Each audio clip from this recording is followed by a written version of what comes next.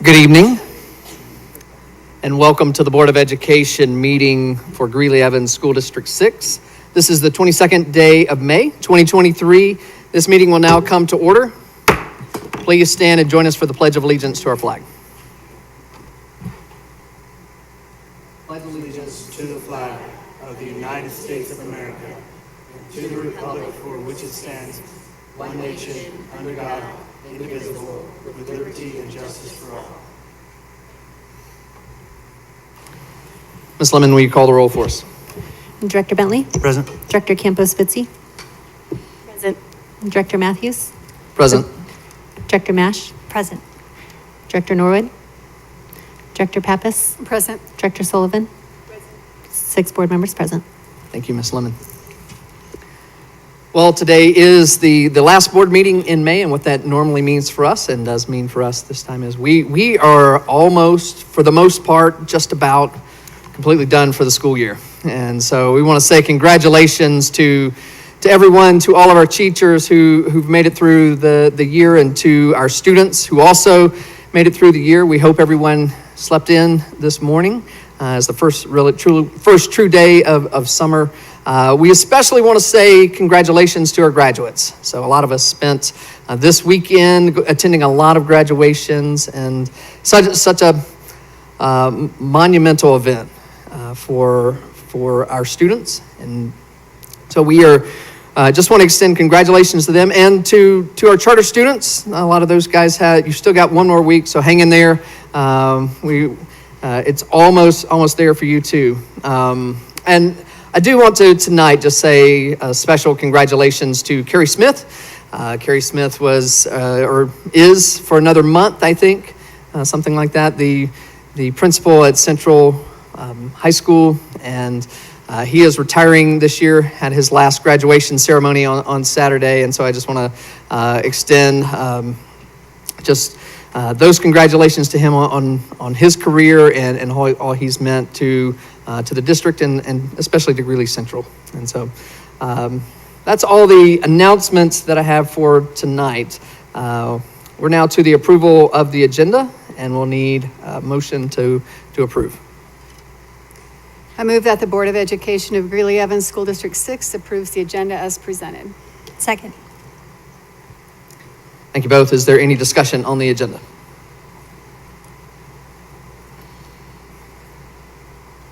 Seeing none, Ms. Lemon, will you give us a vote, please? Director Bentley? Aye. Director Campos-Fitzy? Aye. Director Mash? Aye. Director Matthews? Aye. Director Pappas? Aye. Director Sullivan? Motion carries 6-0. Thank you, Ms. Lemon. Next on our agenda are our board member comments and reports. And so, Ms. Sullivan, will you lead us off, please? Just want to lead with the graduations. It's always a joy to be able to go, and an honor to be able to be part of that and watch those students and see and hear their accomplishments. And I really always appreciate getting to read the pamphlets that actually show their graduation scholarships as well, because I know that those are a long process and whatnot to apply for. So congratulations to all the scholars. And hopefully I don't get choked up on this, because I said this upstairs, but I don't know who it was that made sure to include that family with Jefferson High School, but that one has stayed with me, and I really appreciate that they brought that family in that lost their son before the graduation, and allowed the family to be a part of that. So I'll leave it at that. Ms. Mash. Yes, it's been a fun end of the school year. Congratulations to all of our athletes who attended the state competitions. I know we had a lot of students who participated and placed at state, so congratulations on your hard work. I really appreciated that the staff at Northridge had a graduation for just 3 students who had to miss their graduation because they would be running track, and I just think that is really special and really exemplifies the mission and vision of District 6 to take care of all of our students, even if it's just 3. And that was fun to have the parents down on the field and get to be really like up close and personal to that process. We also got to attend a farewell to Madison ceremony, and people, wherever I hear teachers or administrators work in the district, they have, such fond memories, especially maybe of their first place. But without fail, folks who talk about working at Madison just talk about the family feel that it had there and just what a special place it is. And so it's another example of getting a brand new building, but the spirit and the family, I know, will continue as it has, at Greeley West and Chapelo, those schools where there's a new space, but it's the same soul. So I look forward to seeing those students and staff in that building next year. And just an enormous congratulations to every single graduate and to every single family member and staff member who helped those kiddos get there. And best wishes, whether you're going to college, to the armed forces, or beginning your career. We know you can do it, and we wish you the best. Mr. Bentley. Yeah, lots of graduations. One thing that we did get to attend was the Frontier House Breakfast, and that's always a real special one to me, just to hear the stories with the mental health issues in the world in general. It's just really touching to see people, doing something, creative, in my opinion, creative. I haven't seen anything like that. So it's fun to just hear their stories and see the success they're having. And just, they always have a couple people come up and share personal experiences and how the Frontier House helped them. And it's just a great cause, in my opinion. The Madison farewell was really touching too, to see former principals and just hear the stories of how little things happened and came to be, and just see all the former colleagues reconnect and see each other and stuff. It was pretty touching. And then just all the different graduations, from Jefferson to Online Academy and West and Northridge, and just to see everybody's flair on basically the same thing, and see all the principals, how they handled it, and their faculty and staff. It was just, everybody I thought did an extremely great job, and they were all well orchestrated, and basically went off flawless. So congratulations everybody, and look forward to having a good summer. Dr. Campos-Spitzy. So the highlight for me as well were the graduations since our last board meeting. Honestly, it was such an honor, such a treat. I am in an appointed position, and if I don't get reelected in the fall, this last week was worth it. Sitting there and listening to these student speeches, I left every single graduation inspired. I'm so proud of District 6. Proud of the work District 6 through Innovation 2030 has done on climate and culture. There were several graduations where the speakers spoke in multiple languages, and the fact that students in our district feel comfortable embracing their culture and being proud of their culture that way. Greeley Central specifically stands out in that two of their speakers not only spoke two languages, actually spoke three languages. And so I'm going to give a couple shout outs. So to Juan Garcia Luna, who addressed his class in English, Spanish, and French. And he was followed by Almi Felix Tomas, who addressed her class and her family in English, Spanish, and then Canjoval, which is a Mayan language.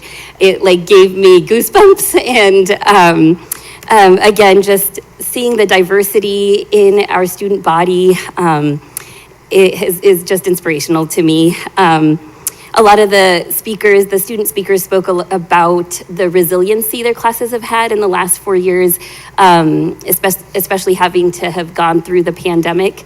And that was really special to hear it from the student perspective, that this really affected their high school experience, but that a lot of them have that Greeley grit they talk about, and came out stronger in the end. The talent in our district, from Northridge High School did this bagpipe kind of processional, and it happened to be on a morning that was really cold and kind of foggy. So it literally transported me to Scotland. I was like, where am I? And they were kind of at a distance, and D6 Stadium has kind of those rolling green hills, and just seeing them come through was pretty magical. From that to the angelic voices of the choir at Greeley Central, to the national anthem being sung at the early college academy graduation by just this really talented student. and Princess's speech at the District 6 OA graduation. So many moments. Jefferson High, what stood out to me about their graduation is the students really embraced the stoles, and there were a lot of students wearing different stoles representing who they are, the countries they come from. Saw a lot of Guatemalan flags. My favorite, though, is a stole that has the Mexican flag on one side and the American flag on the other side. And I just think that biculturalism is such a large part of our student body and a lot of the identity of our students, and just embracing the multiculturalism that is District 6. So I know Natalie mentioned it at our last business meeting, but if you haven't seen the report to the community, please open it up. The very first page is by the numbers, and it highlights that beautiful diversity that is the strength of District 6, the 86 languages that are spoken, and yeah, just a great read if you haven't picked that up yet. Other things that happened in the last month, as Kyle mentioned, the Frontier House Breakfast was an honor to attend and represent District 6. May is Mental Health Awareness Month, and as we know, the pandemic has brought out all kinds of mental health crises, so just supporting that cause. I got to attend Prairie Heights Middle School for Governor Jared Polis, who came and signed a couple bills into law in front of a bunch of our 8th graders. He came to Evans because Mary Young is the one who was sponsoring these bills, and they both affected education. So one was a Stop the Bleed bill, and another one was to help children who are born with both deafness and blindness to have earlier life interventions. And so it was really cool to watch the 8th graders watch Governor Jared Polis sign these bills into law and make history and kind of talk about how that legal process works. And then lastly, the farewell to Madison was pretty special to me. The fact that my fellow board members, I wasn't around when the decision was made to renovate that school, but that they chose James Madison to renovate, which is a very high needs neighborhood, is really important to me as far as equity in the district and where the funds are spent. And as Natalie pointed out, a lot of the words that were said at the ceremony were the Madison Elementary School values family, values tradition, they are loyal. And so bringing all that into that new building. And so excited about a summer that our students and staff get to enjoy and rejuvenate. And hopefully our administrators and building administrators get a little bit of a break as well. But yeah, that's about it. Thank you, Dr. Campos-Fitzy. Ms. Pappas. Yes.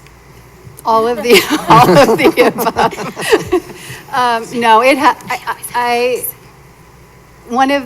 being on the school board is a great experience. It's an honor, it's a privilege, but attending graduations is by far I don't know whether to say the best, most meaningful, inspirational. It's a joy, it's an honor, it's a privilege. What I try to listen for each graduation during the speeches is, what is the theme for this year? Last year it was failure. There was a lot of information or a lot of speeches talked about failure, and failure's good. If you can't be successful if you don't fail. And there was a little bit of that this year, but this year the theme set stood out to me in adults and students was just that be kind. Be kind to the people that you interact with, and have empathy for the people you interact with. You don't know who the people are. You don't know what they've been through. And that, I think, came across pretty clearly in most of the speeches. So yes, going to graduations is just a wonderful experience. And we have Jilly with us tonight, who graduated from Greeley West, is valedictorian. So congratulations to you, Jilly. That's very special. So congratulations to you. I will also say that some of us got to attend the Project Search graduation as well, and this is a collaboration with UC Health and our Transition Services program. So students that are 18 to 21 years old, have 6 of them, was it 6? I think there were 6 of them, had the opportunity to do an internship at UC Health, and their graduation, these young people were so excited about the opportunity that they had in this internship at UC Health. And one young man, Lino, if we could all listen to his speech, he literally talked about each one of his peers and talked about what they gave to the hospital and how all 6 of them had made a difference. It was very powerful. So if you get a chance, I don't know if that was live streamed, but that was really, it was really inspirational. It makes you remember who our young people are. And then a huge thank you to Teresa and your department for making this happen. I mean, they are there at graduations far earlier than we are. They stay late, they get it all together. George, Teresa, all the people that are part of that. And facilities. It's hard to get these the grounds prepared. Yeah, it's just amazing. The administration, the teachers, and of course, like everyone else, just congratulations to our graduates. We wish you the best. And we are so lucky to be in a district that is so diverse and has such an incredible amount of, I don't even know the word, other than to say our young people are going out there and they're going to make a difference, and our future is in good hands with the young people that graduated this year. So thank you for that. I don't think I missed anything. Thanks, Ms. Pappas. I don't have a lot to add in my report.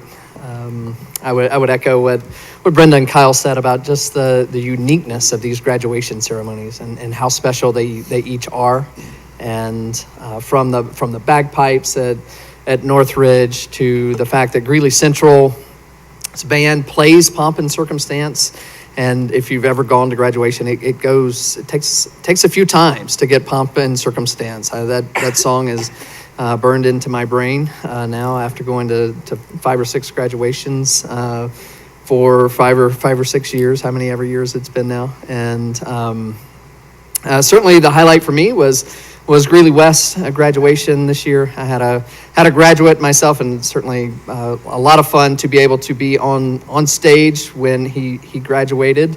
And thank you to Jeff Cranston for allowing my wife and I to have a part in that celebration.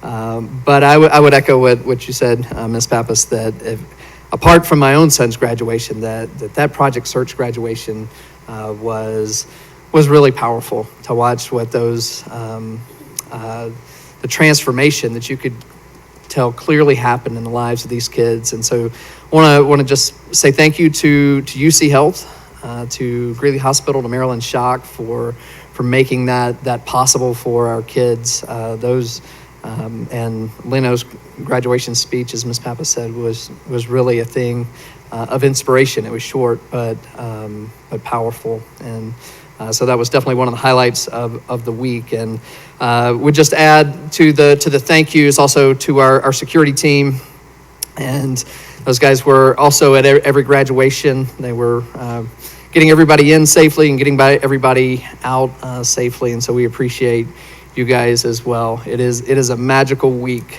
during graduations, and it makes a lot of the work that and the things that we do throughout the year. You get to see the culmination of everybody's work, and to get to celebrate that, and to watch so many, and a lot of us did watch 1,000+ kids come off the stage this last week, to watch how excited they are, to watch how proud they are. It is a remarkable week for us, and so our hearts are very full, as you all can tell. That's all I have to share, and we are now to our work session report. Ms. Lemon, will you give us our work session report? The work session was brief with an overview of upcoming events and graduations and ended with comments from board members. Thank you, Ms. Lemon. Next on our agenda is our superintendent's honor roll and report. So this is something new that we're doing, Dr. Pilch, and I will turn it over to you to introduce.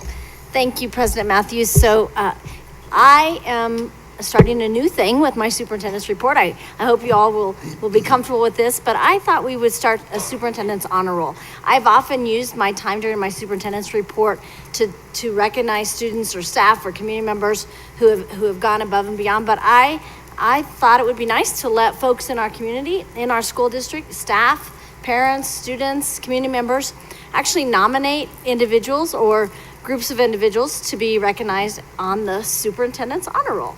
And so we're going to test this out tonight with our first little honoree who we want to honor from Maplewood Elementary. But We have put together a nomination form. I will be pushing that out through social media and through our intercom, but I would encourage folks to utilize that form. And another way for us to recognize people here in this boardroom, really what caused me to think of it was I had a community member who had been asking me multiple times, so why don't you recognize state qualifiers? Or why don't you recognize this group? And we've had a pretty strict rule of we recognize students who get a state recognition or a national recognition, and same with staff, a state recognition or national recognition. And so I thought this might be a nice way to recognize some of the other outstanding individuals in our school district that maybe didn't get the state award or didn't win the state championship, but did give up their high school graduation, their traditional one, to go down and run at state track.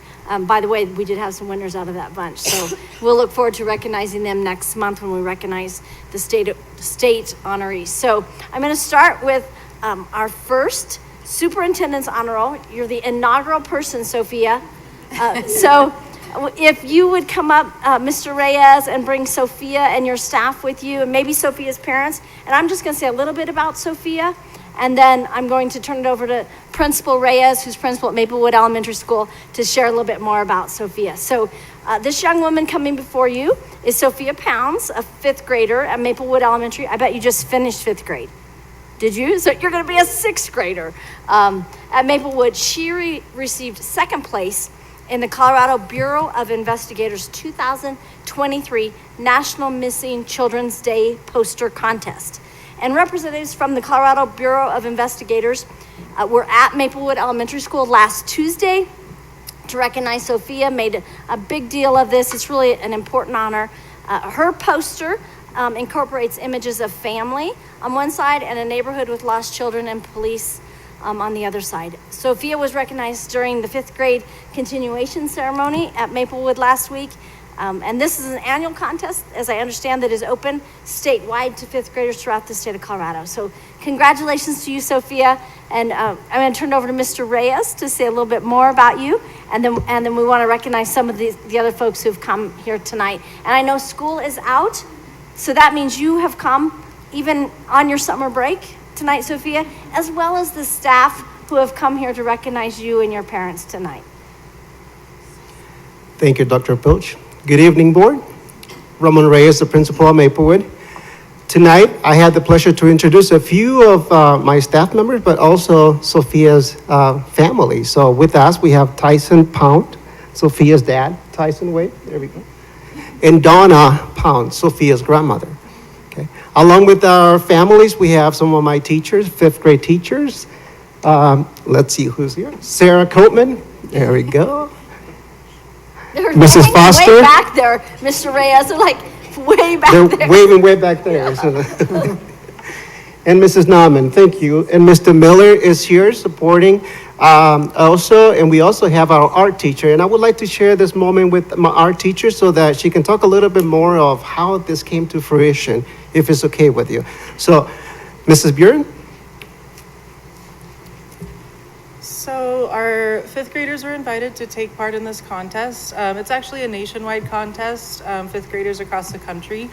And so during our 5th grade art classes, we learned some of the statistics of missing children. We learned different safety tips that are provided to kids, as well as just the history of Missing Children's Day, which honors and recognizes people who have helped bring missing children home.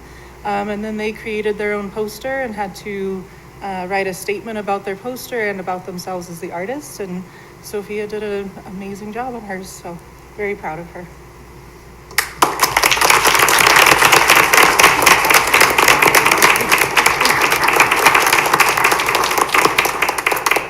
Sophia, would you like to say anything? You don't have to, but if you'd like to. Is that a hard no? I think that the We already family- tried that, Dr. Pilch, at our continuation ceremony, and we got the same answer.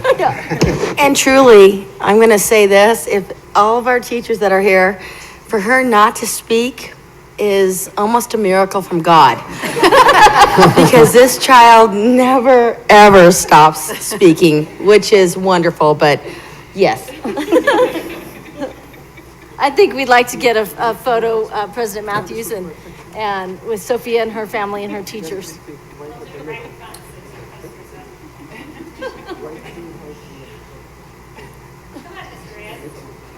And the teachers. Come on, teachers. You're on summer break. You should get to come.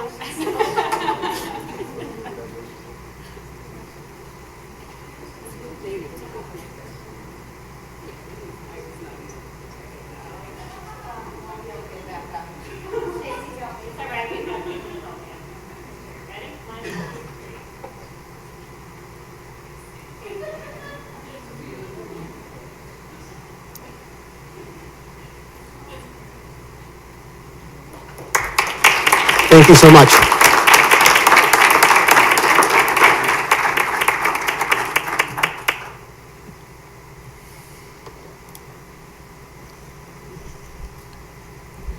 Thank you, Mr. Reyes, and congratulations again to you, Sophia, and to your family and your teachers. And thanks for giving up your evening to let us recognize you.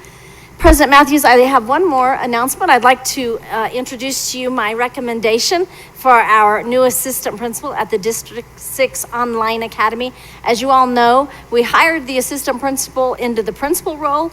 So Jorge's here tonight, the new principal at the Online Academy, and with him is Cassie Gonzalez, my recommendation for the assistant principal role at the Online Academy.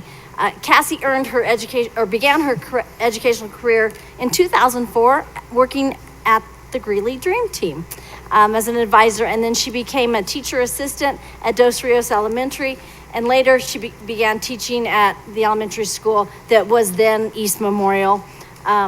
She moved to Meeker Elementary in 2014, and I learned during the interview that when we flipped to online and we needed a teacher from each of our elementary schools to be the online teacher the first time we had to flip to online, that Cassie stepped up and took on that work for Meeker Elementary School. She then transitioned to the Online Academy, where she has continued as one of the elementary teachers and instructional coach at the Online Academy. She will accept this role as assistant principal beginning in July, pending your approval tonight. Ms. Gonzalez obtained her Bachelor's of Arts in Interdisciplinary Studies from the University of Northern Colorado, her Master's of Science in Elementary Reading and Mathematics from Walden University, and her Education Specialist degree in Ed Leadership from the University of Northern Colorado. So I hope you'll join me in welcoming Cassie, pending your approval tonight. Congratulations, Cassie. Welcome to the team.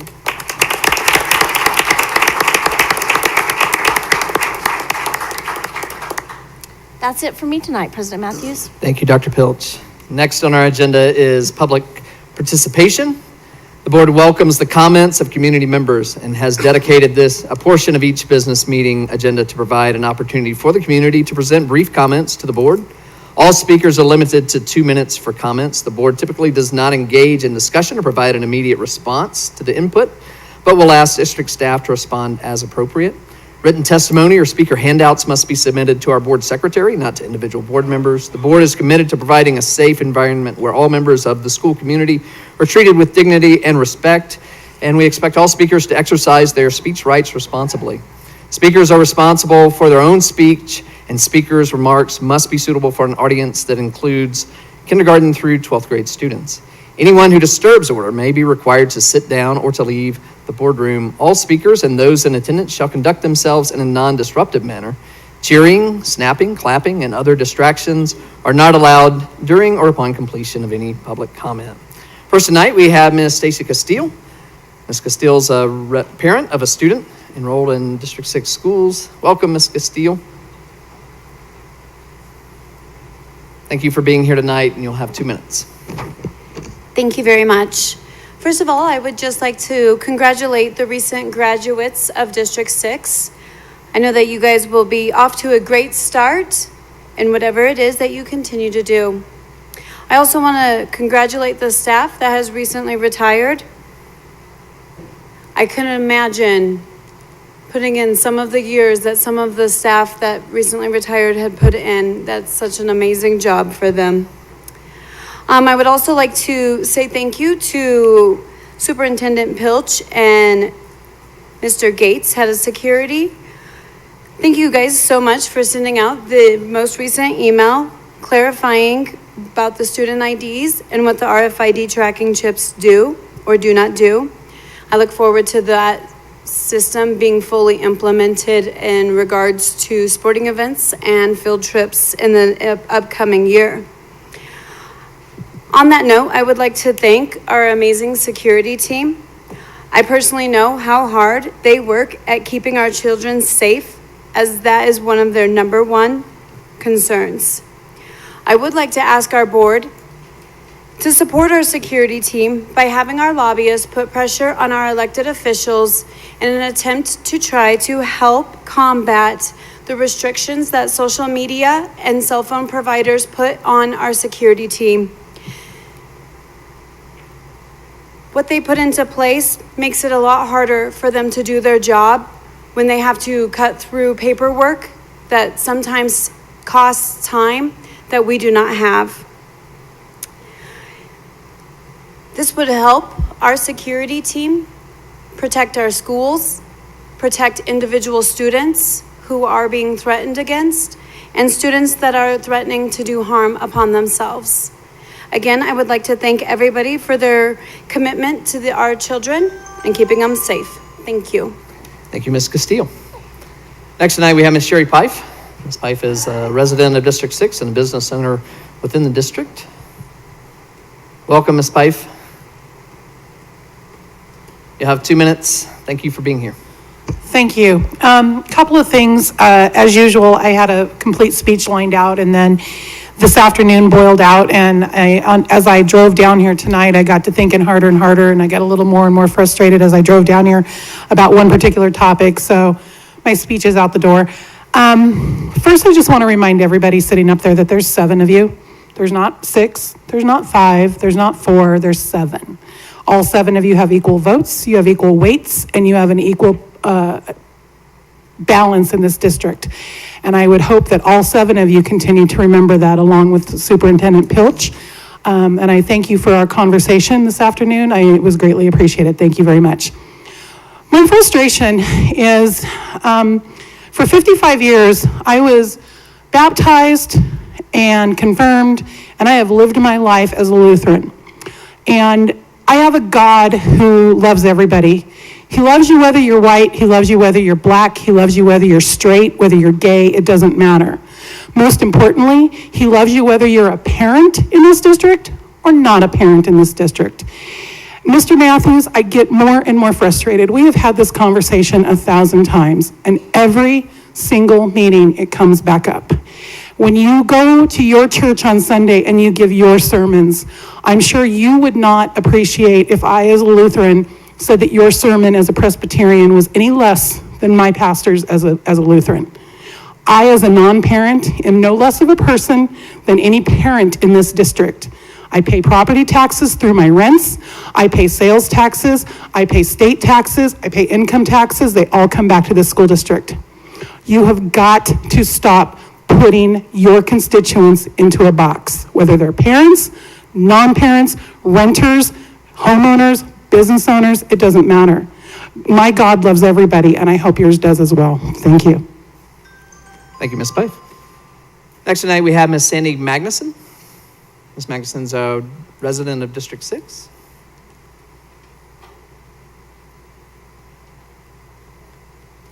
Welcome, Ms. Magnuson. You'll have 2 minutes. Thank you, President Matthews, each one of you who serves our community as a board member, Dr. Pilch, and the leadership team. Tonight, I'm speaking on behalf of our local League of Women Voters and co-chair Kathleen Milligan.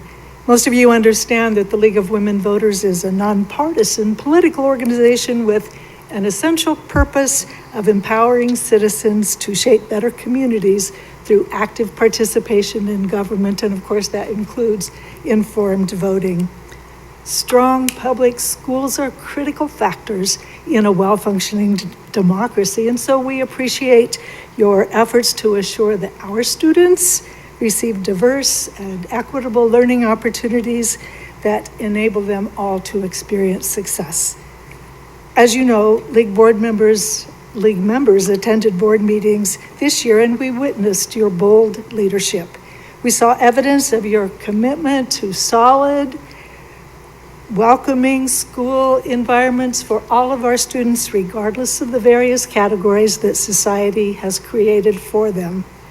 We watched as you've endeavored to create opportunities for civil engagement. We appreciated your support of a curriculum that includes comprehensive, accurate, and complete history. We applauded your recognition that students' mental health and food insecurities must be addressed so they can learn. We recognized your commitment to physical and psychological safety for all of our students in all of our schools and our educators as well as our staff members. Please know we will remain engaged as you lead our community in providing excellent schools. Thanks. Thank you, Ms. Magnuson. Next tonight, we have Ms. Maria Foster. Ms. Foster is a resident in District 6. Welcome, Ms. Foster.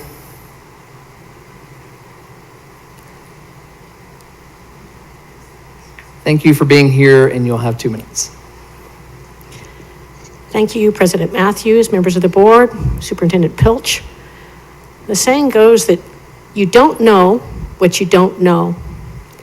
When I was in 5th grade, I had a teacher who read aloud to our class a book about a boy growing up in China during World War II and the Japanese occupation.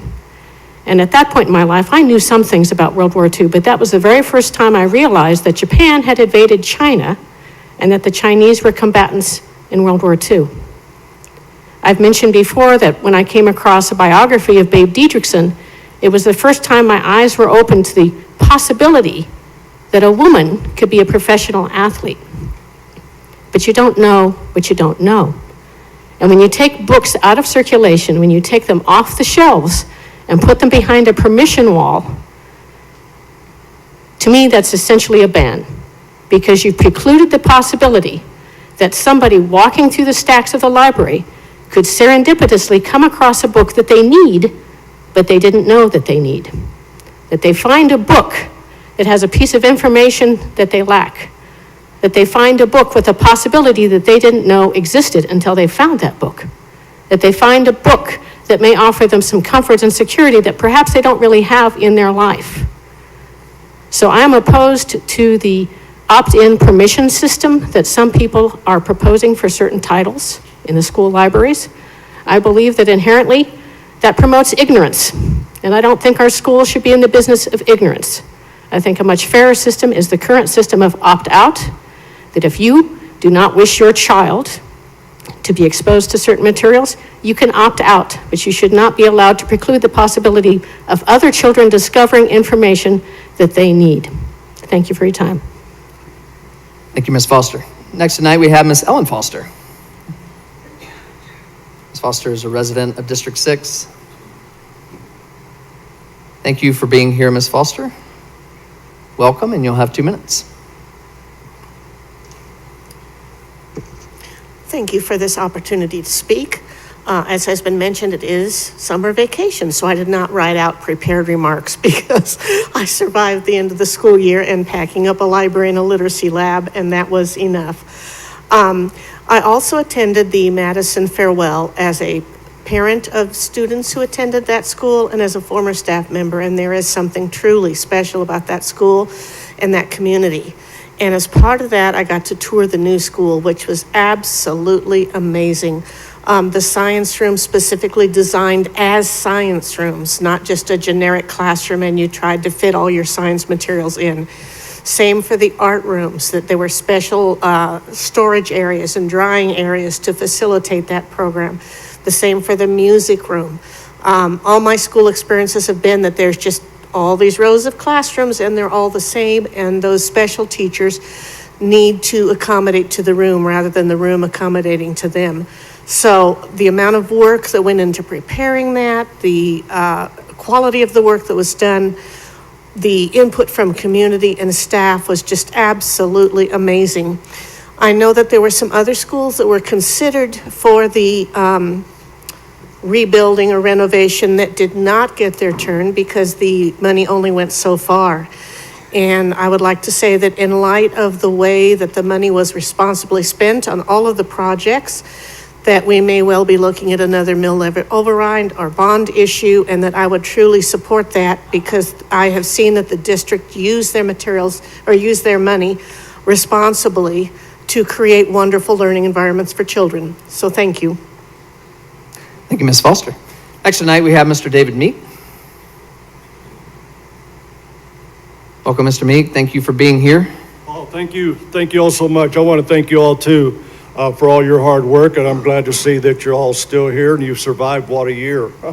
My goodness, all the building and everything you're doing. I know you've thought about everybody, but I want to thank the cooks. I love the cooks.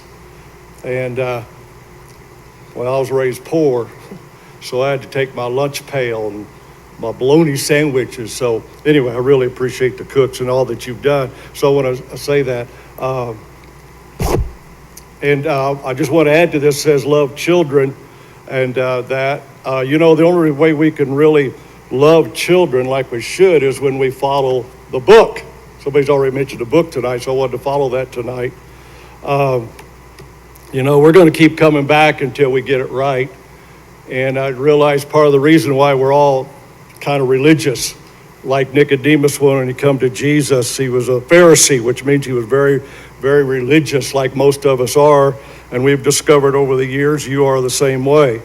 And he came to Jesus and said, Rabbi, we know you're a teacher sent from God, for no man can do these miracles except God's with him.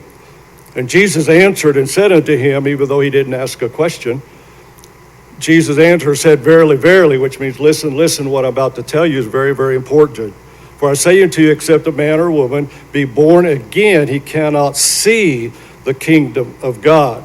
And until you're born again, you never even understand why we're here and what's really going on in life. And so that's where we find ourselves. And again, Jesus says again, verily, verily, I say unto you, except a man be born of the water and of the Spirit, he can't even enter into the kingdom of God.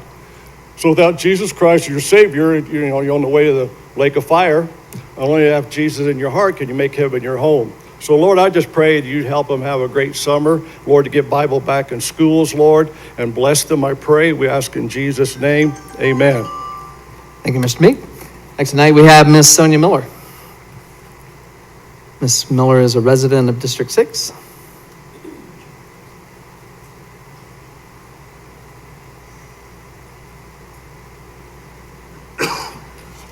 Welcome, Ms. Miller. Thank you for being here. You'll have 2 minutes. So we meet again. It's always a pleasure to help save the children, whom we should all treasure. Though I can't say it's been a successful endeavor, I'm here to expose you in whatever way's clever. I'll stand up, I'll speak out, I'll investigate you. I'll file complaints and police reports too. I'll talk to my neighbors and I'll tell them the truth about the perverts in school who are grooming our youth. I'll make calls, I'll write emails, I'll attend your work sessions. I'll try as I might to prevent further transgressions. Now let's start talking demonic possession, satanic symbols, and religious oppression. Who hired the devil for graphic design? It's not with this beast our values align. So now let's use some of that MLO loot to remake our logo minus Satan's salute.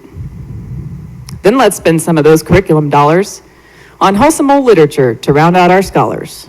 It's literary merit that's taken into account when deciding which books should be stocked or left out.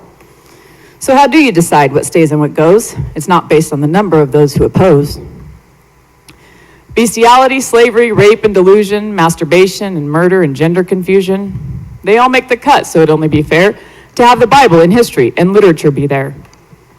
But this was ruled out back in 2016 by Matthews and Pappas, Pilch's tyranny team. She's added more members, the show must go on. There's more taxes to steal and more people to con. There was money to make on COVID relief. Just mask up those kids and fake your belief in this worldwide lie they called COVID-19. What a mockery this made of the people in healthcare. No one can trust you to look out for our welfare. But truth be told, you've poisoned our children for decades already. It's just so obvious now vaccines are deadly. The medical field is still playing pretend, so you should probably avoid whatever they recommend. Their protocols kill, and they may as well be the angels of death with their nasty vaccines. Thank you, Ms. Miller. Next tonight, we have Mr. Devin Castile. Mr. Castile is a parent of a student or students enrolled in District 6. Welcome, Mr. Castillo. Thank you for being here, and you'll have 2 minutes. Good evening, everyone. I want to first start by saying we all need to look at ourselves in the mirror. It would be better to be thrown into the sea with a millstone hung around our neck than to cause one of the little ones to fall into sin. As a parent, with the books within the district, I don't think it's ever been a First Amendment issue. I don't think it's ever been a banning issue. I think it's a morality issue. As we walk around, see the immorality going on in the country, we need to come together as a community. Parents, teachers, administrators, protect the little ones that can't protect themselves. Shield, guide, and in a positive manner, walk through alongside and carry when we're needed and ground paths to the adulthood. Whether the books are removed or not, I think something needs to be done to, whether it's parental consent, find a better way to deal with them. Over 5,500, whatever, bans in the process that we currently have of parental consent. Thank you. Thank you, Mr. Castillo. Those are all of our public participants tonight, and so we are on to our consent agenda, and this will need a motion to proceed. I move that the Board of Education of Greeley Evans School District 6 approves items as presented on the consent agenda and authorizes the officers to sign any and all contracts. Second. Thank you both. Any discussion on our consent agenda? Not seeing any. Ms. Lemon, will you give us a vote, please?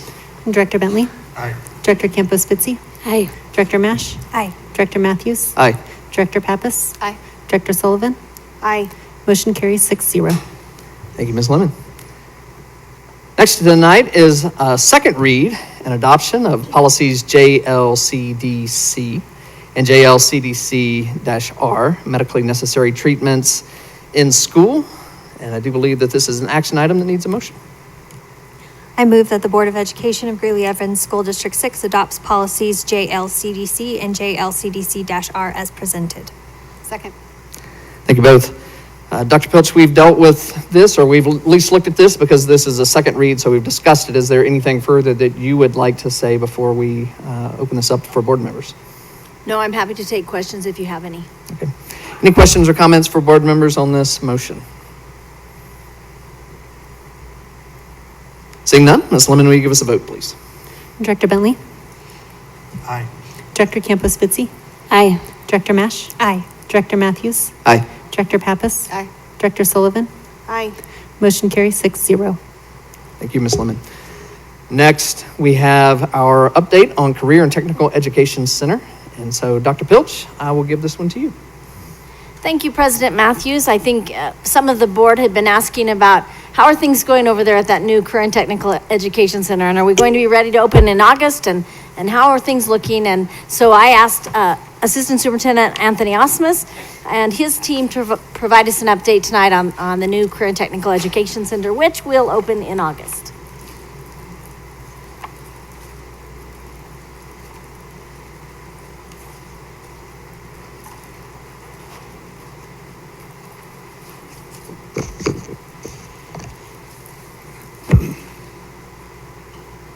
I think it's coming.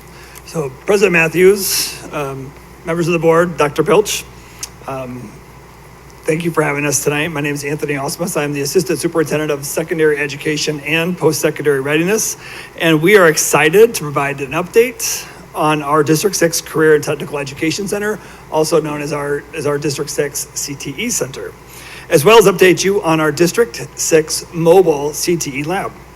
Now, we know that CTE programs help students develop the knowledge, the skills, and abilities necessary to be post-secondary and workforce ready, which is a focus of our Innovation 2030 strategic plan. Having career and technical programs is so important in today's rapidly evolving world. CTE programs bridge the gap between theory and application, empowering students to explore and pursue their passions, developing critical thinking skills, and prepare them for their future. District 6 is truly leading the way in this work. I'm honored to have our Director of CTE, Jenny Schilling, and Career Pathway Specialist, Jordan Carlberg, with us tonight to share these updates on the center and our District 6 Mobile CTE Lab. These two have been working diligently to make sure that these programs are ready to open in the fall. I'll turn this first over to Jenny Schilling.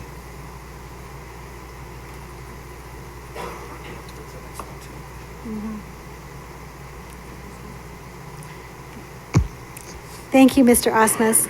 I'm excited to share with you that the CTE Center is fully staffed and each teacher is highly qualified, endorsed within their content area, and has industry experience in their pathway.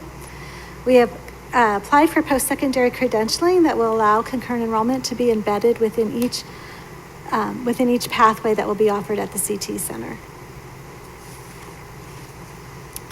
122 students will attend the CTE Center in the fall. All pathways will offer a morning and an afternoon session with the exception of the education pathway, where only a morning session will be offered. However, Teacher Cadet 1 and Teacher Cadet 2 will meet in the morning. Teacher Cadet 2 students will be participating in practicums within our elementary and K-8 schools. Curriculum and classroom resources align with state and industry standards as well as post-secondary requirements. The academic team, the CTE career pathway team, and the team of core teachers reviewed crosswalk documents that was then presented to the District Curriculum Council and approved on April 13th. The credit breakdown for each pathway is outlined here. The students will be attending the D6 CTE Center for half the day, which is approximately 273 hours per semester, which is allowing students to earn a total of 4 credits, 2 elective credits, and 2 core credits per school year.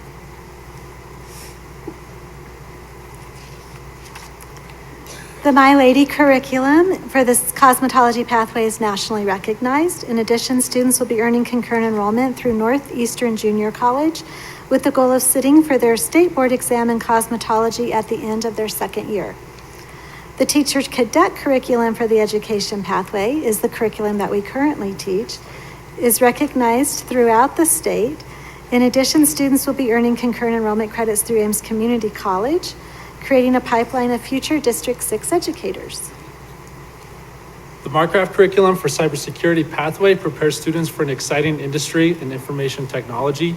In addition, students will be earning concurrent enrollment credits through Ames Community College with the opportunity to earn a wide range of CompTIA industry certificates such as A+, Networking Plus, Security Plus, setting them up for employment in a high-demand, high-skilled, high-paying industry post-high school graduation.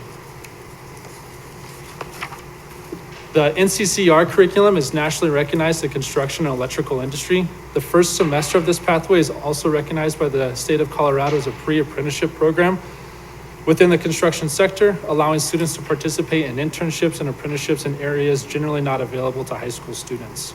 In addition, students will be earning stackable NCCR credits alongside concurrent enrollment credits. The NCCR curriculum will also be used in the welding pathway. Again, it is nationally recognized. In addition, students will be earning the concurrent enrollment credits towards their associate's degree at Ames Community College and have the opportunity to earn those stackable credits through the NCCR curriculum. The second item we want to share with you this evening is the CTE Mobile Lab. The Mobile Lab is a 24-foot box truck that will be equipped with tools and equipment, providing the opportunity for students to explore pathway options through hands-on activities. This project aligns with our I-2030 goals of exposure and awareness, career and college readiness, and the goals of the Perkins Grant to expose non-traditional students to our CTE pathways. The idea of the CTE Mobile Lab was developed out of an advisory meeting discussing the importance of exposure to students at the early grade levels to career and technical education opportunities available throughout our district. Studies suggest students, in particular girls, minority, at-risk students, if not exposed to a variety of career pathways prior to entering high school, are more likely to limit their career aspirations. Students in grades 7 through 9 will be given the opportunity to explore technical skills in manufacturing, agriculture, construction, health sciences, hospitality, and STEM. The CTE Mobile Lab will be available to check out by school principals. Lessons will be developed during the fall semester. School staff will be trained on safety precautions. Additionally, we will incorporate our high school career and technical student organizations to help monitor, facilitate workshops at the middle school level and during summer Jumpstart programming. Questions? I suspect we may have a few for you guys, so don't go anywhere. Dr. Campos-Spitzy. So just wanted a little more information on some of the terms you guys used. You talked about crosswalk documents, if you don't mind talking about that, and then the stackable credits, if you don't mind describing what that means. Yeah. The crosswalk document was my life over spring break. It was taking the CT standards and taking our core standards, our state core standards, and where they fit, and I can actually go back to that slide. The standards that fit within that pathway were the standards that were crosswalked. And so you'll notice that some of these pathways have several core standards crosswalked into it, and then others have not as much. The ones that aren't as much is the areas where the state standards weren't as developed as much, or our curriculum didn't quite support that level of offering students those core credits. But the crosswalk documents were documents that were comparing our CT standards, core standards, and then they were reviewed by our academic achievement team and our core teachers. And then stackable credits. NCCR, which is National Construction or Center of Construction Education and Research, is the organization. The stackable credits are by module, so students will complete a skill assessment card at the end of the module, whether that's performing an electrical task or performing a welding task, that will then get signed off by that instructor. Both of our instructors, or all three of our instructors in that pathway, are getting trained as craft instructors, so they can actually sign those documents. But those credentials are in sense going to be on a student profile within the NCCR system that they can print and have like a business card that will list all of their skills. And so the hope is with those stackable credits that they can take that little business card to an interview or to a job application and say, this is what I know. So we're still in development, we're still working on it. We're in the process of buying the material, of buying the curriculum, but that's what the hope is. Yeah. Ms. Mash.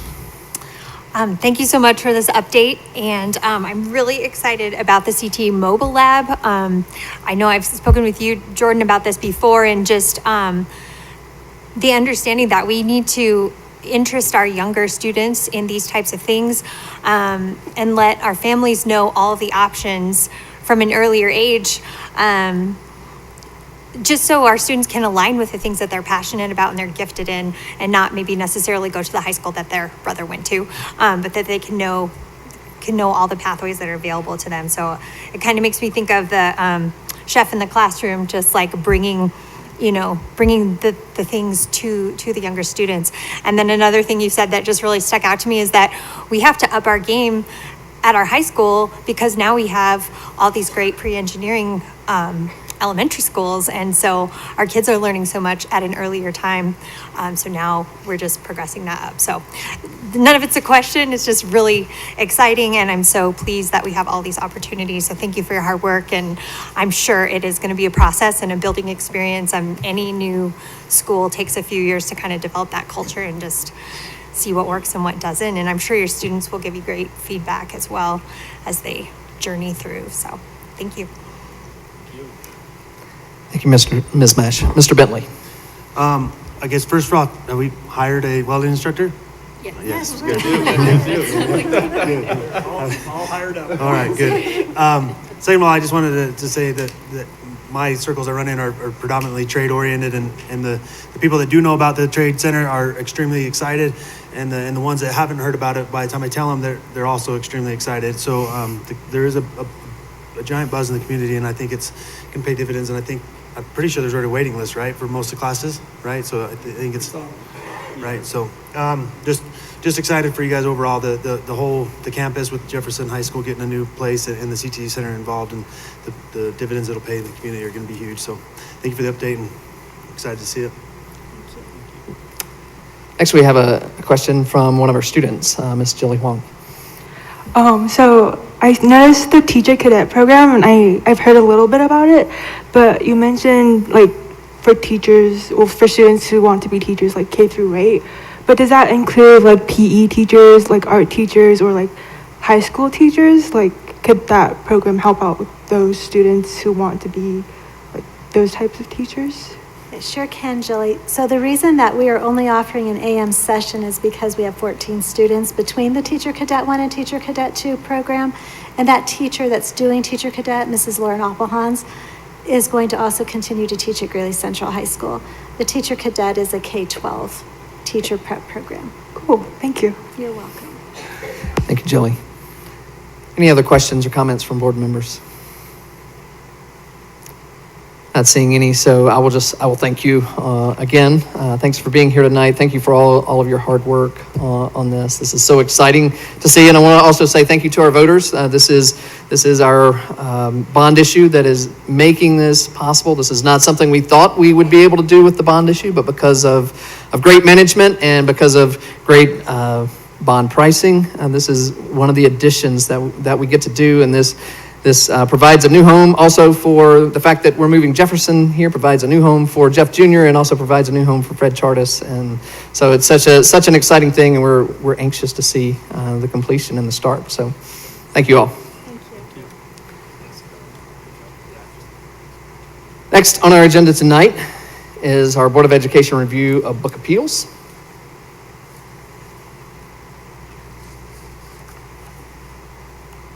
So I just want to remind everyone what this is and what we're doing tonight.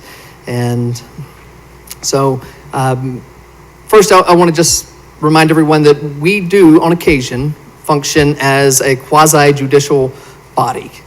Most of what we do is legislative. Most of what we do is policy work that aligns our district policies with our state and federal laws. On occasion, we do act more like a court, and that is what we're doing tonight. And what we will do is review a book that has received some complaints. That book then will, once it received those complaints, it was reviewed by a committee of people. That committee issued a decision about that book.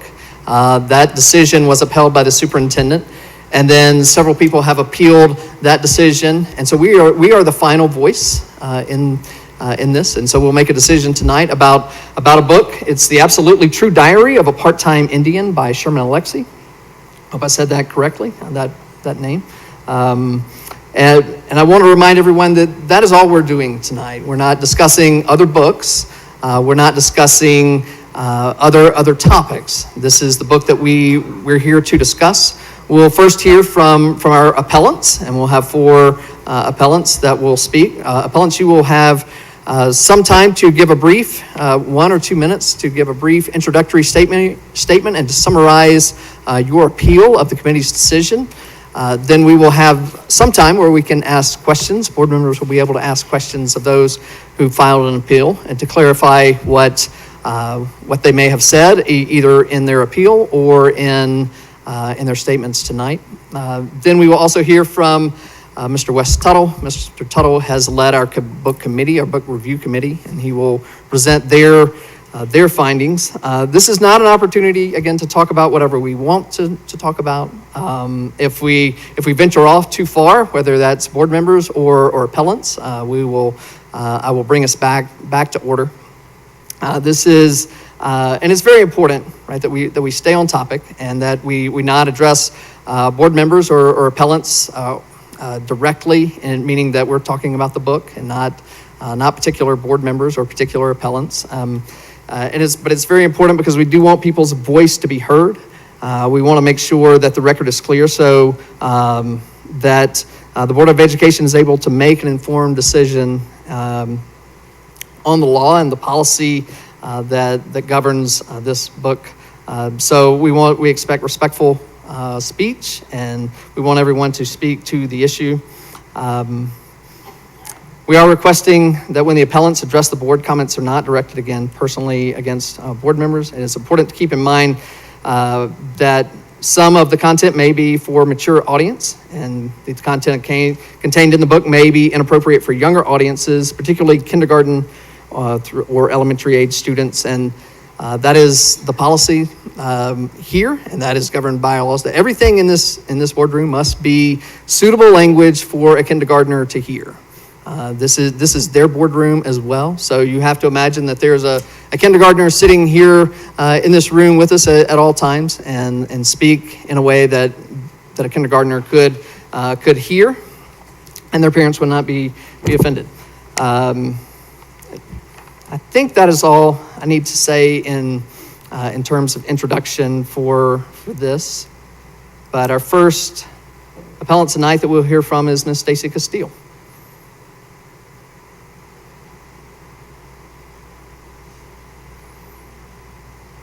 Welcome again, Ms. Castile. You'll have, again, just a couple minutes to give some brief remarks, and then we'll see if any board members have questions about your appeal. Thank you. Thank you. I will try to make this as condensed as possible.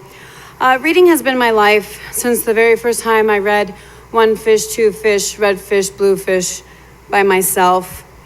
I've used it to escape to faraway lands or secret gardens or a giant peach, all while I became the notorious detective Alex Cross. Just like all the books I have read in my life, I have read this book, absolutely true diary of a part-time Indian with an open and eager mind. This book has problematic messaging. You cannot break generational curses. Crying is a sign of weakness for men, and only white people succeed. There's so much racism in here, and no, it's not the white people being racist towards the Native American. It's the Native Americans being racist towards the white people and themselves. I know that we have differences in definition of obscenity, and as much as this book is concerning, I see it as a tool for groomers. It starts to normalize the sexualization of children. I don't even want to count all of the inappropriate comments about self-pleasure or the crude ones. A gentleman discussing his daughter's undergarments. There's absolutely no academic or literary value to this book. The reading level is 2nd through 5th grade, yet the interest level is 9th through 12th grade. So are our 9th through 12th graders reading at a 2nd through 5th grade level? Or are we trying to normalize the sexualization of children? I want to read just a quick email dated November 1st, 2021. Administrators at Greeley West High School and Greeley Evans School District 6 have received concerns expressed about a costume that was worn by a Greeley West High School staff member on Friday, October 29th, which depict traditional clothing of American Indigenous people. A photo and commentary was shared on social media, and we have heard from individuals upset and offended by this costume. This costume selection does not reflect the values and beliefs of Greeley West High School or Greeley Evans School District 6. We apologize to the communities that have been negatively impacted by this action, especially students and families directly affected by this insensitivity. We are dedicated to providing a safe and welcoming environment for all of our students and staff.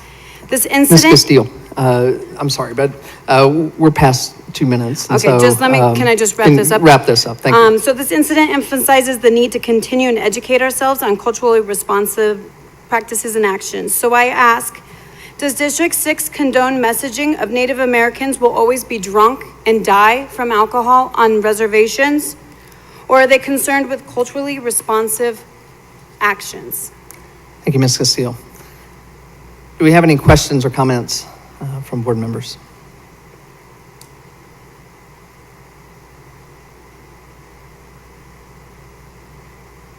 I'm not seeing any, Ms. Castillo. I do actually have one, and just would like to know, so we have a policy that allows you to, as a parent of a student, to opt your child out of any book in the library, right? Have you opted your child out of this book?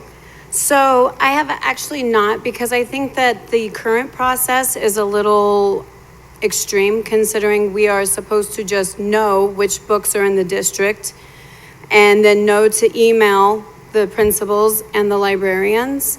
As soon as we are done with this entire review process, then I will be going forward.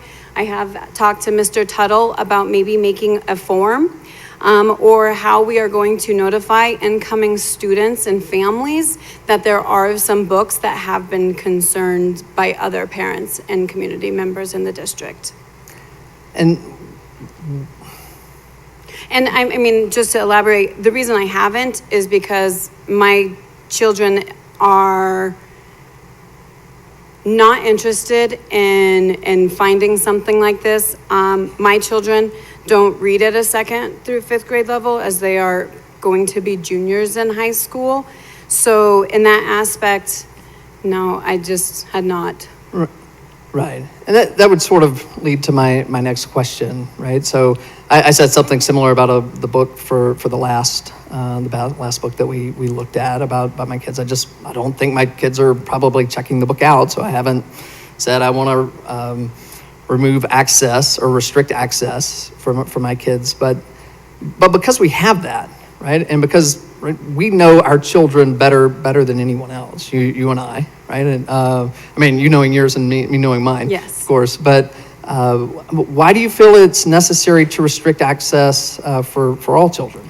Well, I think it's really concerning that children can stumble upon this. My daughter is of Native American descent, and if her and I didn't have these open conversations about what life on the reservation is like, how we got to there, and these in-depth ones, I think if we learned anything from our listening session with the community back in April of 2022, is that the parents that are showing up and are there are really probably not the parents that need to be aware of this stuff. The parents that need to be more aware of this are the ones that aren't keeping in touch. The parents that cannot be reached by anybody in the district when their student has accumulated, 100 absences in a semester. Those are the parents that honestly, they need to be listening. But how do you get them to listen? How do you get them to say, hey, to understand, hey, your children may be coming home and having some questions about, I truly wanted to like this book. I truly did. I felt like there was so many times that the momentum would get going and I was like, wow, I can maybe applaud this. And then there was some weird comment about sexuality, sexual desires, poverty, being a drunk, being children of drunks, you're never gonna amount to anything. And that's honestly the messaging that I think is the most concerning, is that these children that are reading this are going to think, one, I'm no good because of the color of my skin tone. I think we could all agree here at the dais that that's not the case, right? Every child has explicit value in this world, and to let them think that maybe the white man is bad, or any type of the stereotypes that the book does exhibit. That's my concern. And I understand, that's why I think the opt-in option is more appropriate, because it forces those parents who are not paying attention or who are not aware to become more engaged, to say, even if it's, I have absolutely no problem with any book in the library, wouldn't you rather know that the parent has reviewed what's in the library, thought about this, had the conversation with their students of, hey, there's some interesting books in this library you might encounter, let's talk about them before you check them out, or let me be prepared so that maybe we could read it together. I can read it beforehand. We can have that good dialogue. Right. But I'm not sure if this is accurate today. It was accurate a month ago. I'd asked Dr. Pilch that no one has opted their child out of this book, right? So I wonder how this is a concern for parents if no one has taken the time to look at this. And I understand your point that there are some parents that are not engaged, but there are plenty of us that are. And I like to think the majority of us are, right? That we know what our children are reading, we know our kids, we care about our kids, and no one has opted their child, including you or I, out of this book. So I guess my question is, and maybe you've already answered it, and I guess I'm asking again, but just, if no one is opting out of this book, why do you think it's necessary to opt everybody out of this book? I think it's kind of like when we were discussing, I'm sorry, you guys were discussing the calendars and being concerned about the students that weren't going to be able to eat during the summer, who aren't going to be able to get dinner sometimes during the school year. I mean, we choose as servant hearts to go forward and say, hey, we see a need. So we are going to have this situation available. I do think, and unfortunately, I can only speak for myself in this situation, I truly wanted to see how this entire process played out before I went in and started opting my children out of these books. We just recently renewed our application, if you would, for the next school year. And, you know, one of the things was you could opt them out of using the library and the internet, but then they would also be opted out, or you could also opt them out of having their picture taken, but then that meant that they would not be in the yearbook. Well, what kind of a parent is going to sit there? Their hands are kind of tied, right? I may not want you guys to use pictures of my children on stuff that I'm not okay with, but I also want my children to be in the yearbook because I remember as a child what that was like to be able to go and find myself. But we're So not I discussing, think, in the but yearbook. I think it's just more so in the aspect of, I think it needs to be a little bit more defined on how to opt out, make it a little bit easier for parents to do so, meaning like the Google form, kind of like what we've worked on with panorama surveys, something along those lines. But I mean, as soon as we're done here, I have absolutely no problem going forward for the next school year and opting my children out. I just truly wanted to see how this process went. Okay. Thank you, Ms. Castillo. Any other, Ms. Pappas? No. Okay. All right. Thank you. Thank you. Our next appellant is, and I think it is Mr. Howard.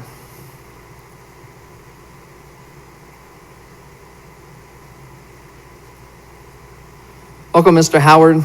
Again, if you would just give us just a minute or two of summary of your appeal of this this decision by our book review committee, and then we'll open this up for questions to you. Okay. Well, thank you for the opportunity to.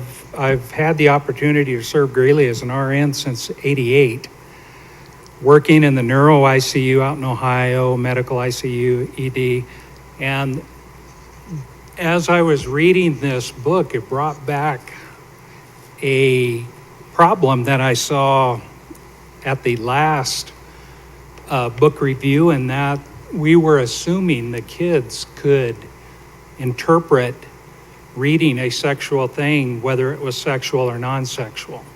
We're assuming that they can. Well, it's kind of interesting because they, in the human development of our brain, 80% is developed by age 3, and then the rest of it is developed by age 30, but that's the frontal lobe. What does the frontal lobe do? It's the memory, judgment, abstract thought, creativity, social appropriateness, motor tasks.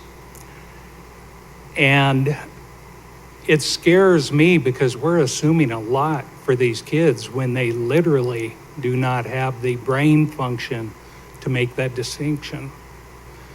And it, as I go through it, as I've gone through, I really appreciated what, I think it was, President Matthews, who stated that his son could handle it. And I really did appreciate that, but I know that it's only because he knows, he talks, and he communicates, and you instruct your kid. I don't think as high a percentage of parents do. And so it kind of scares me when we assume that these kids can interpret this very confusing subject, it's very interesting. For many years I've been part of men's groups, purity groups, and almost every problem without exception has come from grade school, to where they were exposed once to a questionable paragraph or picture, and these guys have fought their problem all their life. Thank you, Mr. Howard. Are there any questions, comments for Mr. Howard on his, either his complaint, his written appeal, or his statements now?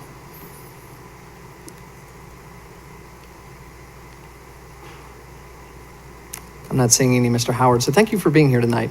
Appreciate your comments. Thank you for all the work you guys do too. Next tonight, we have Mrs. Howard, Ms. Robin Howard.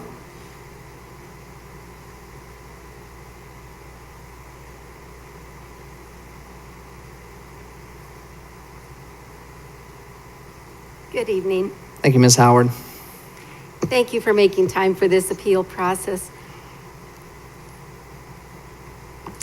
My complaint forms and appeals are similar because all the books that I've complained about have one thing in common, namely graphic descriptions of selfish sexuality. The policies now don't protect students as they browse or share with friends, and parents can't possibly know everything they might want to opt them out of. So we need better materials. Since input affects output, I will not likely digest any of these books in their entirety. But I am familiarizing myself with their storylines and analyses of characters and themes. The subject of this book is of special interest to me. The experiences and viewpoints of Native Americans need to be exposed and understood, including how generational poverty and trauma from the era of the boarding schools left them in cultural limbo. But this novel should not be used at this level. It is one of the most challenged books and has been removed from numerous school libraries. Good comedians don't need to be potty mouths, and neither do good authors. Some readers might understand the context of the cartoons, but young people are more likely to take their materialism, racism, and disrespect at face value and perhaps even emulate them. We ensure safe, secure, and healthy schools. This is one of the District 6 values. Junk food won't make strong bodies, and disrespect, stereotypes, and the objectification of women won't make well-rounded character. The book clearly shows the consequences of alcoholism, but does not portray the sad results of a sexual self-gratification addiction. Serial killer Ted Bundy's last interview discusses an extreme example of that. Thank you, Ms. Howard. We're past our 2 minutes, but thank you for being here. Let me see if there are any questions board members might have for you. And again, this is questions on Ms. Howard's appeal, her complaint, or her statements now. Ms. Mesh. I just wondered if you could elaborate on this sentence that you close your appeal with. Insisting on making this kind of material available to students has the extremely opposite but equally controlling and harmful effect of censorship. How is allowing students and parents to make the decision for their own family what book their child reads controlling? If I am asking my children to, if I am expecting my children to read a certain level of morality, and I expect that sort of thing as support from the school, and yet you insist on putting these books into their pathway, then that is controlling just as much as taking it away. In fact, even more so in a way, because I'm not asking to ban this book from society. Parents can still go and get this anytime they want to, if they want to teach it to their children. Ms. Pappas? I just want to clarify, so did you say you did not read this book? Not in its entirety. So we're getting a number of appeals that have the same excerpts pulled, and in this book there are 4 of them. And so I'm just curious, is that where you're getting your knowledge about this book and your feelings about this book? That is where I initially got the knowledge of the most objectionable parts, or what somebody else may have considered the most objectionable parts. As I researched it myself, I really, like Stacy said, I wanted to like this book. I really wanted this topic to fly. But as I began to look up some of the illustrations that are used in it, I was saddened and surprised that someone would, it is very racist, and I'm sorry, I'm at a lack of words here, but I was disturbed by them, and I feel that they are something that a young student would look at and be shaped by in racism and stereotyping. Thank you. I was just curious where you got your information. Ms. Howard, did you feel that the book condoned racism?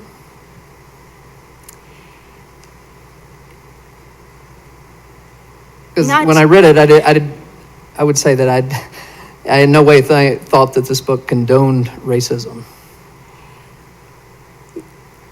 It's just more the, well, for instance,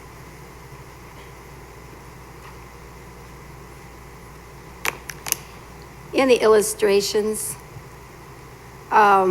where he's juggling two different worlds, the white world and the Indian world, and placing all these little characteristics around each of them, and putting down that the white world has no tolerance and that there's racism. That is not true of all white people. Ms. Howard, I don't think the book suggests that that's true of all white people. I think you see throughout the book how the people he goes to school with change and accept him, right? Right. But what I'm saying is, when a child picks up a book and starts browsing through it, they're many times not going to read the whole book, but they'll catch onto the cartoons. And I was more disturbed by the cartoons probably even than the written content. Ms. Mesh. Well, I'd be curious which cartoons you were offended by, because that wasn't a part of your complaint or anyone's complaints. It was only 4 sentences in the book.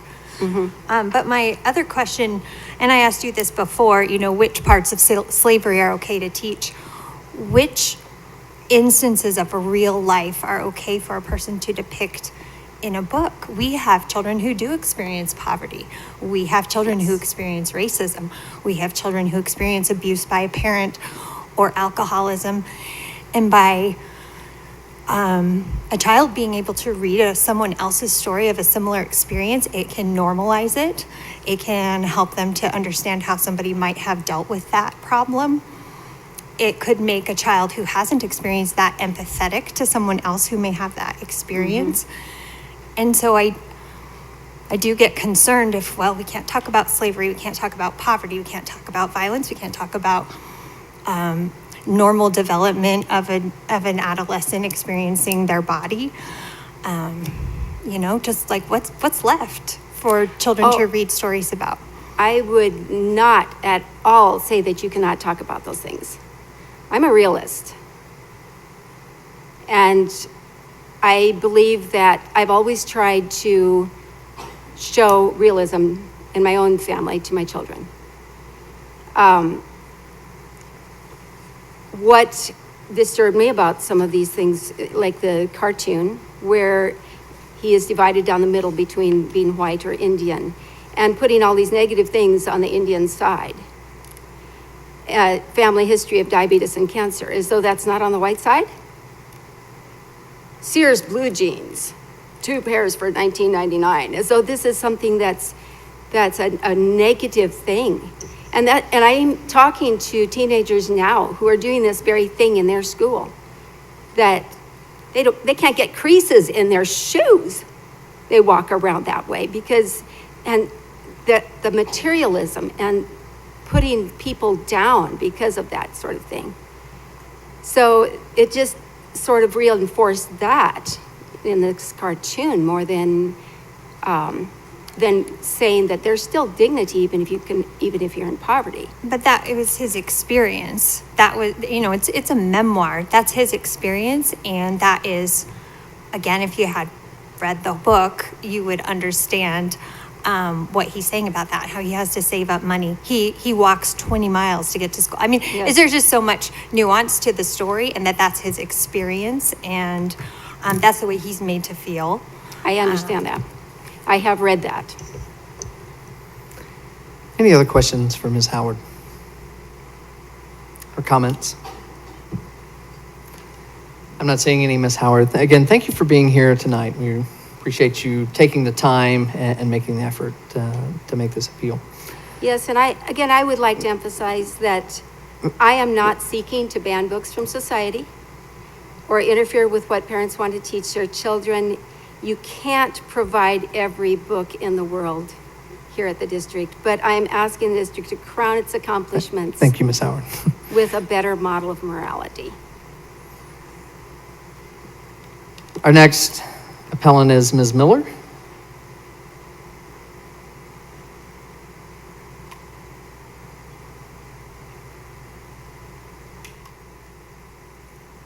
Welcome, Ms. Miller.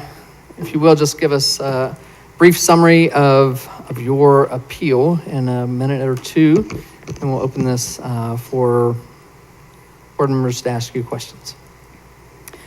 Matthews, you asked us not to read from this book because this is a kindergarten audience. I've never seen a kindergartner in here, by the way. I have seen kindergartners in school, though, and there's books in these schools, and they can find them in the schools. So if they can find them there, why isn't that as concerning to you as them hearing it in here? You say your children wouldn't check out this book, but you got to know there's children that would, right? You got to know that there's parents out there that would not appreciate their children checking out this book, right? Just like you know that there's parents that wouldn't appreciate their children hearing that book in this meeting, right? This book promotes victimhood. If you're not white, you can't do anything. And that's what you guys promote too with all your people of color nonsense that you talk about. On page 38, there's a comic with a suggestive photo. Basically, it's a Hustler magazine with a woman being embraced by a man, lots of cleavage, and it even says that in his notes that he writes on the comic. I like how MASH likes to smile up there and smirk when everybody else talks, and I also like how nobody likes to look at the speaker when they're up there. Oh, look, everybody looks up. Racial tension, domestic violence, social injustice. Alexi, the author, he says he doesn't play by the rules, and you guys don't like that. This isn't a memoir, Natalie Mash. This is a fiction novel. And according to the author himself, the absolute true diary of a part-time Indian is about 70% true. You might know that if you'd have read the excerpts in the review on the books.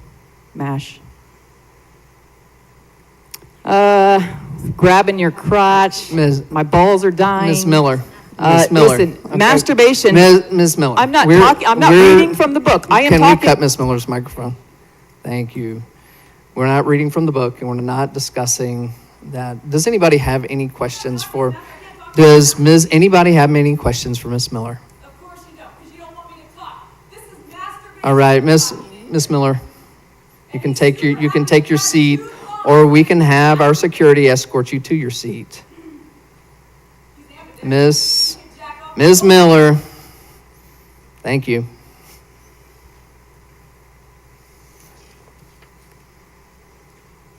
Next, we'll hear from Mr. Tuttle. Mr. Tuttle has led our book review committee, so thank you for being here tonight, Mr. Tuttle, and we welcome your comments and report.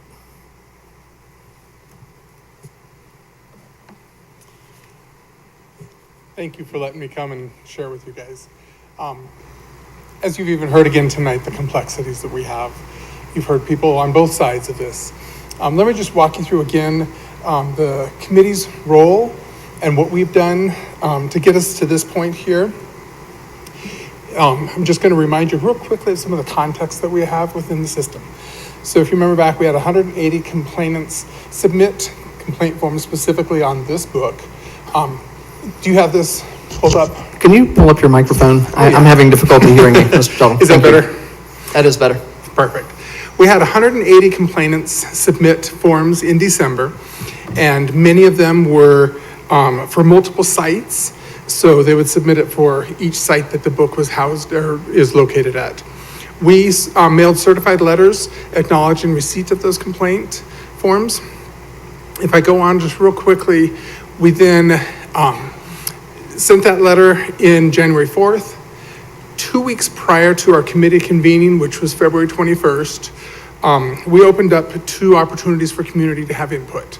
That could be that they could come and share with us additional information they wanted, or they could submit additional written comments. We didn't have anybody elect for either of those for this particular book. Then on April 17th, our committee's recommendation and Dr. Pilch's recommendation then were posted, and as well as sent to anybody who had formally submitted one of the complaints. May 10th then was we had 4 appellants that you just heard from, and they were all sent both an email and a U.S. mail letter about the appeal and the process and the opportunity for tonight. You already heard from those 4 appellants. The committee. So again, we've asked the committee to be neutral. We've asked the committee, and we've reminded them every single committee meeting to make sure that they are looking at from an objective viewpoint. We are using the criteria to judge the book against. It's not about our gut feeling. It's not about if we like the book or don't like the book, but it's about the criteria that we have set up for within our system. And I need people to be willing to not make up their minds before they walk in the door.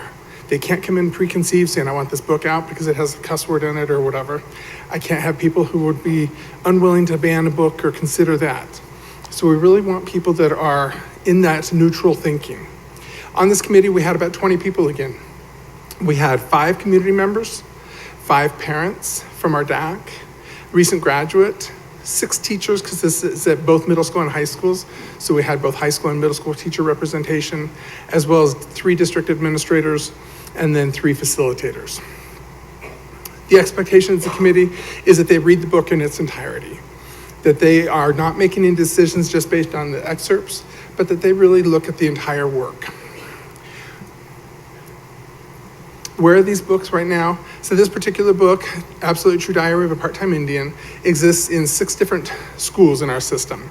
2 of them are at high schools, 2 of our middle schools, and 2 of our K-8 schools. We had 3 meetings. Basically, this group met in the month of March. The first meeting we go over all of the board policies, legal ramifications, a court law. Nate talks us through the PICO case and some other things that we need to be considering when we're looking at our books. Then we looked at the criteria, as I mentioned, and this is in 2 of our policies, KEC and then also IJA, which is the selection of materials. So these criteria are in 2 of our board policies, and we use that to guide our work. Then we have 2 follow-up meetings. Those meetings are when we really discuss the book. And we discuss it again in relation to those 6 criteria. We use consensus. We do not vote and just go with the majority. We continue the conversation and we push each other. We talk about the pros and cons, and we really listen to each other so that we come to a consensus that the entire committee 100% can support. This committee's recommendation for this one, and you can read the whole thing, but I'm just going to highlight a couple things in bold there. The committee recommends that the book remains openly available in middle school and high school libraries. In relation to the K-8 schools, a little more complex there, they talked about 2 options. And really, this is about the elementary school students having access to it. So in an elementary school having access to it in a K-8 school, if an elementary school student were to want to check out the book, option number one would be that they would have parent notification. And that's similar to what we did with Beloved. We think parent notification is stronger than parent permission, more likelihood that the parent will receive that information via text and email and be able to engage in their kid if they want to, as the child reads the book.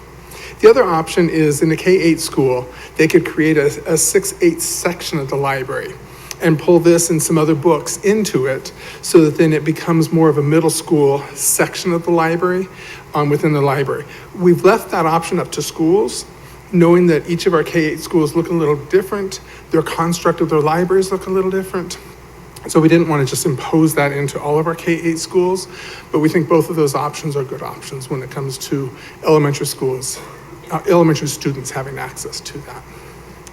There's several comments then in that rationale. There's 29 statements that kind of tie directly to each of the criteria as to why the committee is making that recommendation.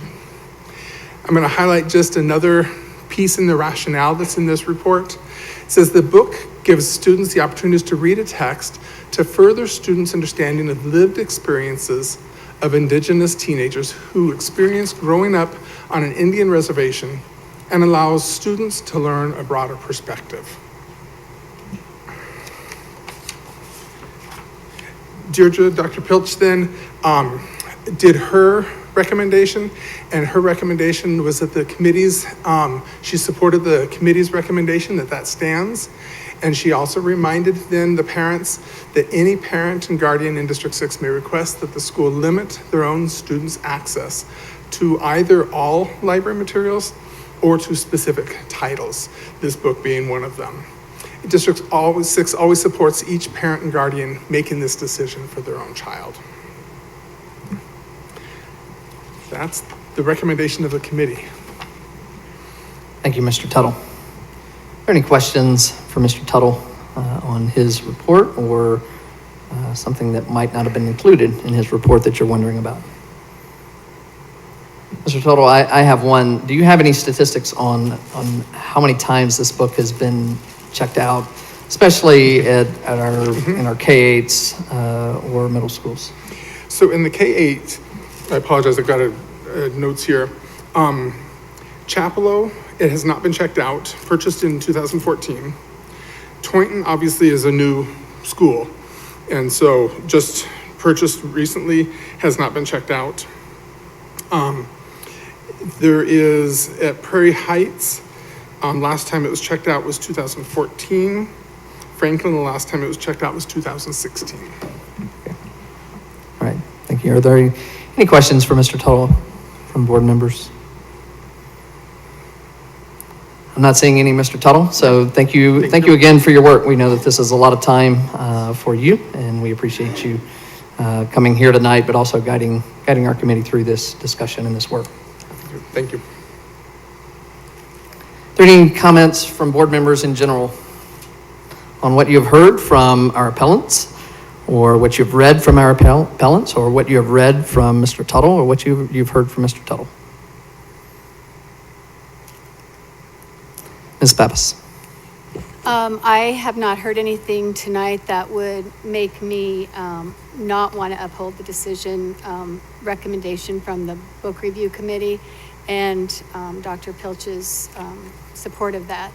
I am concerned that the appeals that we get all have the same 4 excerpts and that some of the appellants appear not to have read the book. I actually have read the book and have recommended the book to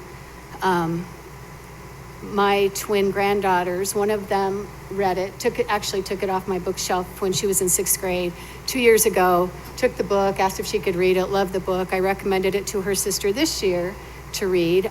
They are middle school girls, love the book. They both got different things out of this book, and if I were a teacher, I would recommend this book again. This book is a powerful book. If you if you delve into the themes of the book and you think about the message that the author is trying to get across, I feel like that is important.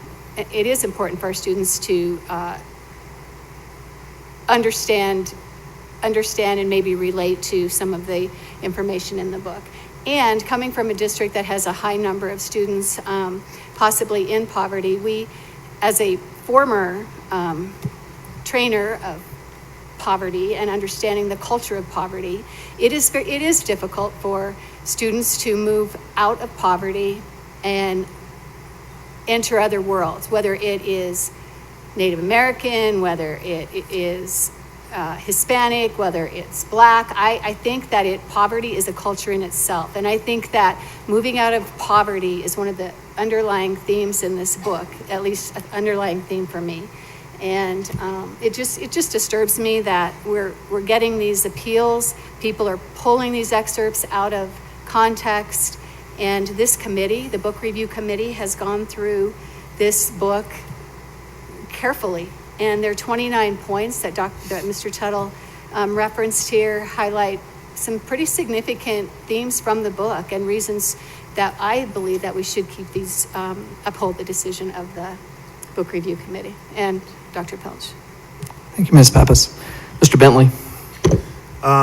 Yeah, I think from what I've read and what I've heard and my understanding of the laws as they've been explained to us, there's not much substance as far as making a ban. I don't know if many of you guys are aware, but I actually did grow up on an Indian reservation or within 5 miles. And so we, throughout school in my childhood, we had a whole bunch of tribal interactions with either kids coming to our schools in town or just going and playing sports in their town. And to read some of this, it just brought back all those memories. I have friends and close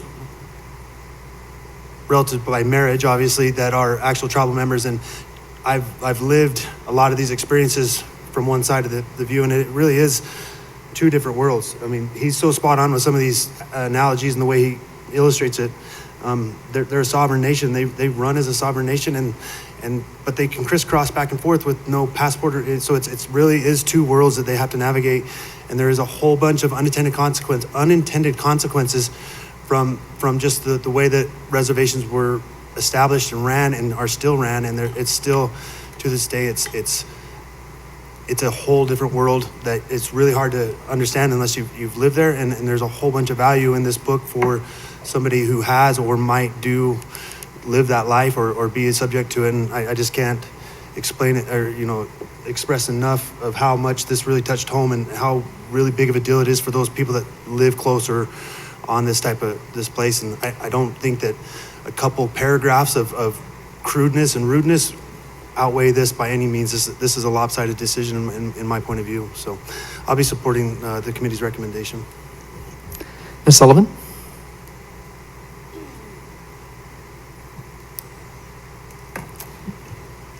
Bottom line, I don't think that students need to be sexualized within our schools. I'm going to reference the public comment from tonight that there is a huge difference between the teachings of war, of history, and the teachings of sex. The teachings of the past wars actually follow the teachings of our curriculum and our set standards. I can't recall Ms. Sullivan, will you speak more directly? Yeah. Thank you.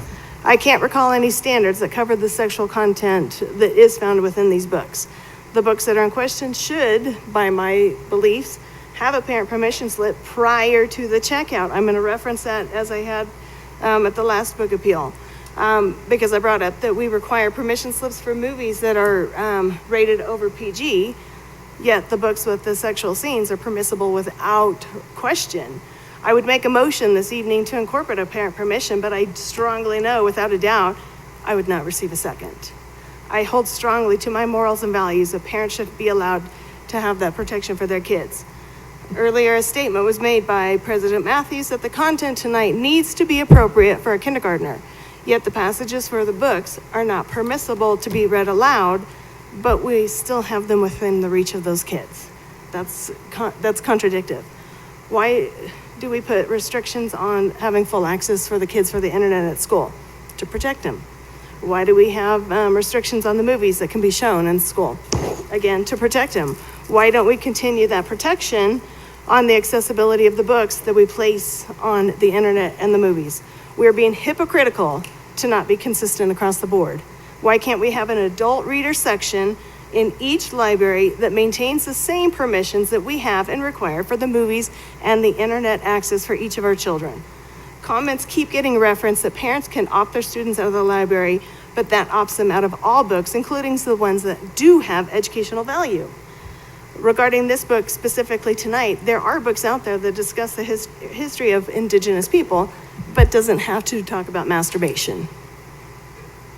So I will be a no on this one for tonight. Thank you, Ms. Sullivan. Dr. Campos-Spitzy?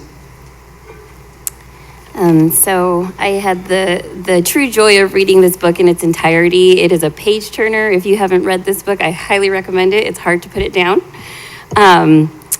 I also read the appellant's complaints in their entirety. I, honestly don't think there is pervasive vulgarity in this book, and I do think it has literary value. I want to echo a lot of what was already said about the value in hearing the perspective of this reservation kids experience, because I have not grown up in a reservation, so I feel like it was educational for me. One part that did resonate with me was the main character's crush on a white girl, because you may or may not know, but I am married to a white boy. And it's interesting because even as a Latina who has married a white guy, you do get some criticism from the Latino community that, was there not a brown boy good enough for you that you married a white guy? And that's something that even to this day I deal with, So I thought that was a really interesting part of the book, highlighting how do you navigate these two worlds? How do you not feel like a token? How do you not feel like a traitor to your culture just because you have friends and relationships with a different race? And so really complex themes, but told from this really humorous, light point of view from a middle schooler. So just a great read. I will also be upholding the superintendent's decision tonight. Thank you, Dr. Campos-Spitzy. Ms. Mash? I echo most of, everything that has been said. I think it's relatable to kids. It depicts real life. It's not pervasively vulgar, and it does have literary merit, so I will also be upholding the recommendation. And if I may address your concern, Ms. Sullivan, that we are hypocritical. If you are a child sitting in this room or watching from home and someone reads something out loud, you are forcing that child to hear that. If there is a book available in the library, that is optional. None of these books that have been concerns for folks are required curriculum. And so I trust our parents to make the correct decision for their child. And again, we'll reserve the right for each parent to make that decision for their child. We won't be making it for another parent's child. Thank you, Ms. Mash. Not seeing any other comments. Before, though, I move on, Ms. Sullivan, you mentioned a motion. Would you like to make a motion?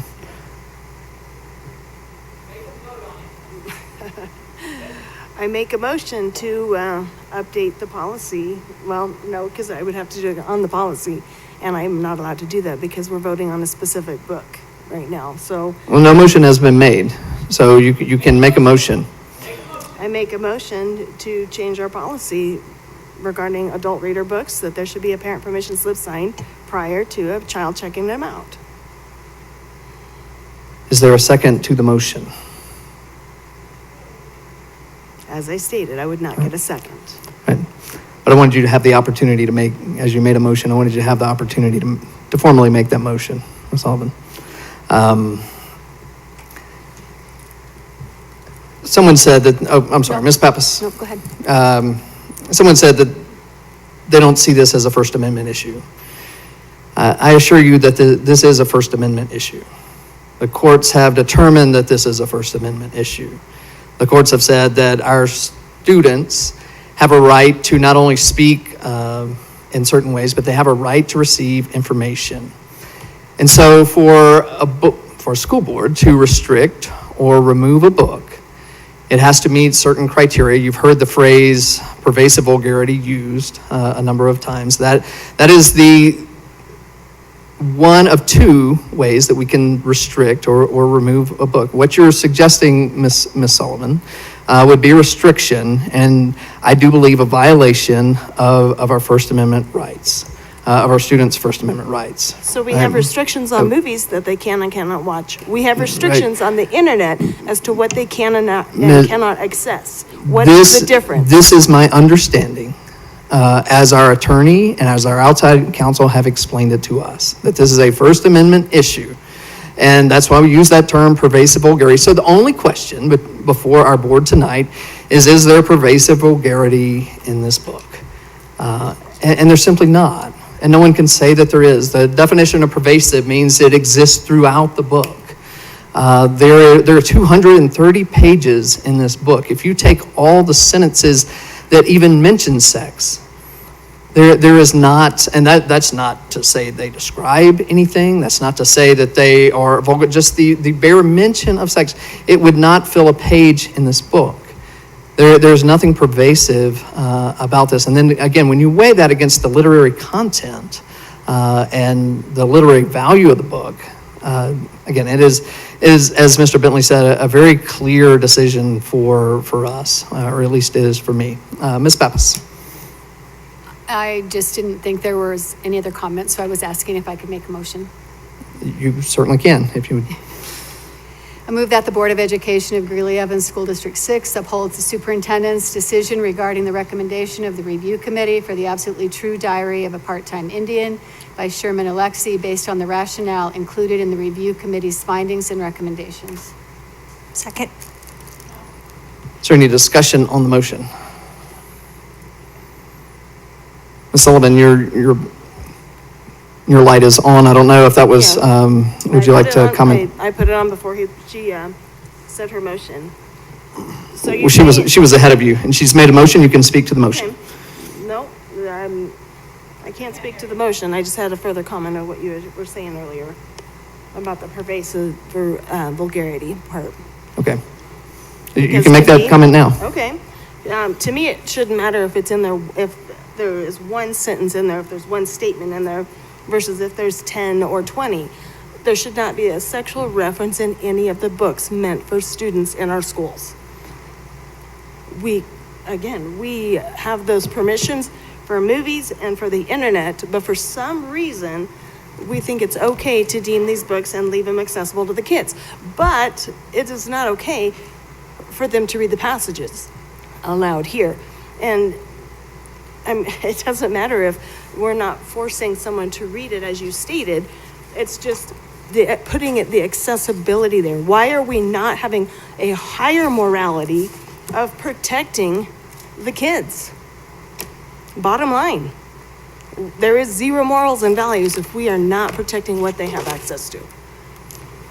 Ms. Pappas. Or I'm sorry, are you done, Ms. Sullivan? Bottom line, though, it should be parents. Give the parents their choice. Have an adult reader section. Let the parents have full knowledge as to what's in the book, because what's in those sections, because realistically, a parent does not have the time to sit at home to go through the online library to look at every single book that's in the library. Why can't we make it easier for the parents and say, this is the adult reader section. What books are you okay with your student accessing? Not saying that each parent has provides the permissions for all the students in the schools, but at least give the permissions for their own, as we do for the movies and for internet access. Ms. Pappas. Well, I would just like to clarify, we talked about this at the last book appeal. If a teacher is requiring students to watch a PG-13 movie, they have to have a permission slip signed because they are requiring it as part of their class work. Nobody is requiring anybody to read this book. It is available if students want to check it out, which by virtue of a lot of people are arguing that it should be opt-in, parent permission. I just am having a hard time understanding how that makes it better for parents. I can't wrap my head around that. This book is available in libraries. The libraries that have been identified tonight in the recommendation. How, if I don't know that book is available, how am I giving my child permission to read that book? I cannot wrap my head around this argument. And that's all I have to say about that, other than if Mr. Tuttle wants to, if I am wrong about the permission slip for PG-13 movies, it is because they are requiring them to watch the movie. And I also just feel a need to say, I think a lot of people tonight have made assumptions about parents. Assumptions about a parent that may be able to be educated and talk to their student about this book. Then it's okay for them to read this book. I just feel like we need to be really careful. We're making assumptions about our families, our parents, our kids, and I find that really offensive. And the other thing I would just like to say is I'm also finding it offensive that we keep getting the same appeal with, for example, tonight. And I mentioned earlier, those 4 excerpts are pulled out from every appellant. I just want people to read the book and understand the book for its literary value. And if it's not appropriate, it's not appropriate. But I'm feeling really offended tonight. But that's my feeling. Thank you, Ms. Pappas. Ms. Mash. Okay. Dr. Campos-Spitzy. I just want to repeat something that was said between President Matthews' conversation with Wes Tuttle earlier, which is that in the K through 8 schools, the last time this book was checked out was in 2016. This is a non-issue. It's being used to demonize us as a board of directors, and it's just not something that's happening. And so I don't understand, Taylor, how you get so passionate about something that's not even a problem.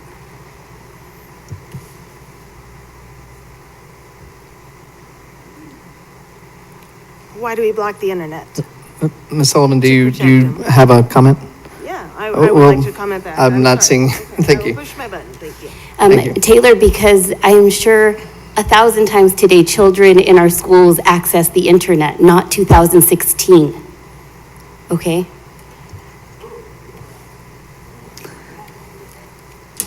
The timeline doesn't matter. It's bottom line, it's the accessibility. And the fact that these books are being appealed right now means that there is more talk within the community, which means it is going to bring more of those books to the front line. And kids are going to have that curiosity. And there's going to be parents that don't want their kids reading that kind of content. And I'm one of them. And Ms. Sullivan, those parents, contrary to what you said earlier, can opt their child out of this book. And without opting them out of all library services, without opting them out of anything else, a parent can go to a library and say, I don't want my child to read this book or any other book. That is, we have parental choice already that does not violate the First Amendment. But do you think those 23,000 parents out there of all of our families have full knowledge of the books that are being discussed tonight? Some of them don't listen to the board meetings, and if it's not outside, or if they're not listening to these board meetings, then they have no knowledge. But I would be upset as a parent if I didn't have some knowledge as to what my kids had access to. I'm sorry, but I want to protect my kids and have them enjoy their innocence and being focused on the core subjects in the school. And you can opt your child out of the book. Mr. Bentley. I just think that it's pretty apparent that if we only got 180 complaints and there's 125,000 people in the Greeley-Evans district boundaries, that's not the majority of parents. I know that that's probably skewed a little bit. I'm sure that the 180 is a ratio to a degree, but even just the emails we get, it's not even 50-50. So I think we're just wasting a lot of time arguing over a mute point, and I wish we could just get to the vote and go home, honestly. Thank you, Mr. Bentley. Dr. Pilch. Thank you, President Matthews. I would just like to clarify policy, since it has been talked about several times tonight. In our policy, IMB, teaching about controversial issues and the use of controversial materials. This is where movies fall in to our policy. The policy actually reads that the teacher of middle school or younger students, so not high school, that PG-13 and PG movies will be considered controversial issues for middle school or younger children. And in those cases, in a middle school, a teacher must inform the principal they intend to use controversial materials. The principal may request that the teacher request parent permission for the viewing of that PG or PG-13 movie. Policy does not actually require that. In most cases, I think it's common practice for principals to require the permission slip and ask teachers to get the permission slip. But I wanted to clarify policy. I would encourage you all to take another look at it. I'm happy to have it in a work session if we'd like to look at it a little more closely around the teaching of controversial issues and the use of controversial materials, which in this policy, PG and PG-13 movies have been considered to be in accordance with that when they are used with children at the middle level or the elementary grade level. I'd also clarify that books don't come with a PG or PG-13 or R or X rating like a movie does. Literary experts will review books, and depending on the resource you use, some will say this is recommended for young adults, this is recommended for early adolescents, some will consider the reading level, and they'll put it through a system that says it's written at whatever grade level this book is written. But it isn't as black and white with text as it is with a movie, because we have this external rating system for movies that we don't actually have for books. And so I think it'd be very hard to identify a PG or PG-13 section of a library, because we don't have a rating like that for books. We know the books that have been complained about. We know the books that are being questioned, and I think to single those books out and say, okay, let's put these books in this section, could be problematic for us. And so I think we can continue to have the conversation, of course, and determine what the board's will is around these pieces for access and restriction. But I wanted to take us back to policy to be clear what the policy says. Thank you, Dr. Pilch. Any other questions or comments from board members? There is a motion before us. You can speak to the motion. I'm not seeing any, so Ms. Lemon, will you give us a vote, please? Director Bentley? Aye. Director Campos-Spitzy? Aye. Director Mesh? Aye. Director Matthews? Aye. Director Pappas? Aye. Director Sullivan? Nay. Motion carries 5-1. That is all we have tonight. Thank you for joining us, and thank you, Ms. Can Miller. you please remove her from this room? I resent being called a pedophile, Miss Miller. Meeting is adjourned.